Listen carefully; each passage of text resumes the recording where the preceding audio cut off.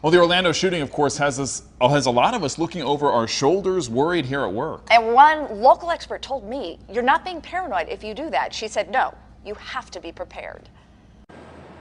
This is the lunch crowd in downtown San Diego. A lot of workers just going about their daily routine. When you're in the workplace, we tend to become complacent. Why? We're in familiar surroundings, and familiarity breeds contentment. But safety expert Wendy Patrick says employees can be proverbial sitting ducks, just like the nightclub goers in Orlando.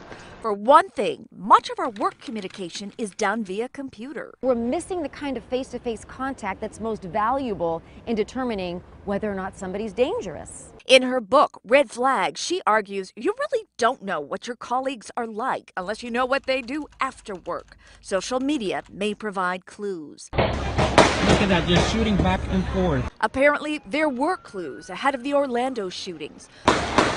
Oh my God. A former colleague calling Omar Mateen unhinged. He was also quoted as saying that nothing was done because Mateen was Muslim. But our expert says you should not hesitate to report threats or angry rhetoric at work.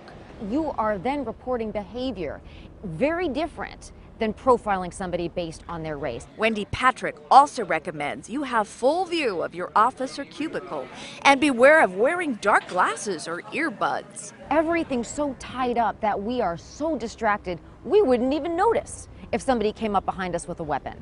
These are the kinds of things we have to think about in the modern workplace. Sadly, it is. Now, our expert says nobody wants to create drama at work, but we should definitely not be afraid to talk about workplace violence, all these issues. Also, Ariel, have a plan.